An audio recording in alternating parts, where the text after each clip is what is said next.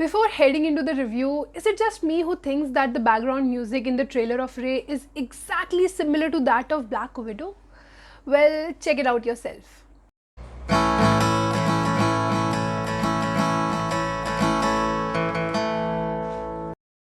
Hello fellow cineholics, I am Mugdha and today I'll be reviewing the latest Netflix Indian series, Ray. Inspired by the classic short stories written by Satyajit Ray, this anthology is a collection of 4 thrillers. In a nutshell, Ray is kind of a good watch, but is it an ideal tribute that a legendary filmmaker and writer who has had an immense impact on cinema and literature in the whole world deserves to have? I don't think so. The moment Netflix released Ray's trailer, my mind was blown. It is a kind of project one looks forward to with all the optimistic energy, and not just because each episode is a modern-day adaptation of the work of one of the most celebrated filmmakers and author of India, but also because of the top-notch cast and talented directors. But I don't think it turned out the way I expected it to be. Even so, there are various reasons why Ray should be on your watch list. Although each film is different from the other, there are some common elements connecting them. The crucial one is the exploration and portrayal of vulnerabilities, insecurities, and eccentricities of the main characters. Each episode is like a film of an hour-long duration. I'll start with my most favorite film out of the lot, which is Hangama Kyun Hai Barpa.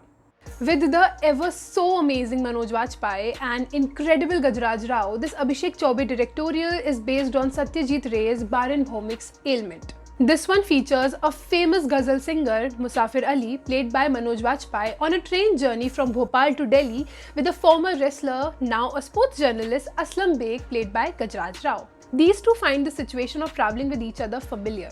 While one person here is having a hard time placing it and doesn't recollect any memories, the other one not only remembers their first meet but is also embarrassed by it. As the journey moves forward, so does the jugalbandi of their conversations and kushti to hide a secret.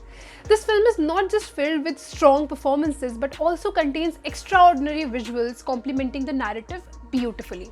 The transition between various montages are outstanding and keep the audience hooked, and the screenplay covers witty conversations and humorous situations with subtle thrills. Other than Abhishek Chaubey's spectacular vision for the story, the DOP Anuj Rakesh Dhawan and the production designer Aditya Kanwar also deserves the praise for making Hangama Kyun Hai Barpa a visual treat. The film with the second rank in my list is the psychological thriller Forget Me Not, which is based on Bipin Chaudhary's lapse of memory. We have an arrogant, successful entrepreneur, Ipsit Nair, with kind of a photographic memory, and his mind is consistently compared to that of a computer. A conflict arrives in his life which ends up questioning and challenging his genius memory, and this results in a downfall of his pleasant professional and personal life. Directed by Srijit Mukherji, Forget Me Not has a lot of flaws. It is unnecessarily stretched out, the screenplay, at least for the most part of it, is not engaging enough. But somehow, because of the powerful performances, especially by Ali Fazal, this episode doesn't end up being a dull one. Another positive aspect of Forget Me Not is the fabulously done camera work, which rightfully complements the thrills. The episode which I ranked third is Vasan Bala directorial Spotlight, based on the short story Spotlight. Now, I have this issue with almost every film here is the time limit. The short stories, which can be easily read in 30 to 35 minutes, are adapted into 50 to 60-minute long movies.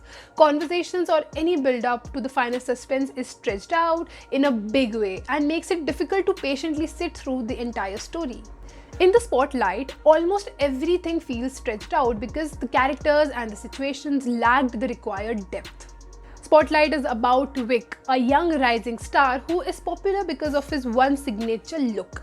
People are crazy about him and call him One Look Vic.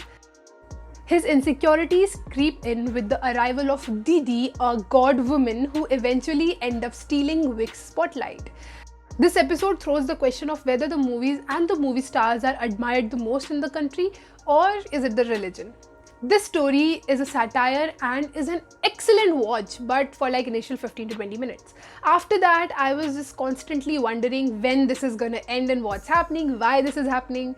The saving grace here is the praiseworthy performance by Harshvarrdhan Kapoor and Radhika Madan. Chandan Roy Sanyal as Vic's manager and mostly an advisor is great too. similar to Vasan Bala's Mard Ko Dard Nahi Hota, here too you will find various jokes and references to other movies. Much like the other episodes, the technical aspects of this one is terrific as well, and the background music accompanies it decently. My least favorite out of these 4 episodes is another Srijit Mukherji directorial, Behrupiya, which is based on Satyajit Ray's Behrupi.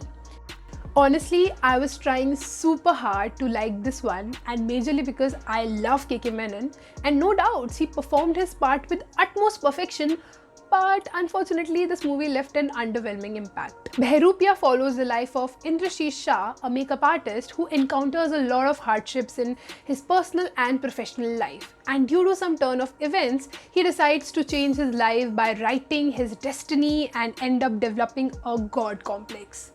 With his knowledge of prosthetic makeup, he plays around with changing his identity a few times. The charm of Kolkata is shot beautifully, and even the atmosphere of gloom and darkness of the character and the situations are captured in a commendable manner. And there are many sequences in this episode which will fill you with thrills and excitement, but the narrative in this one feels lazy. And at a point, it just gets tiring to go along with the story. Since Ray is an anthology, so each one of you will end up ranking the episodes in your own way.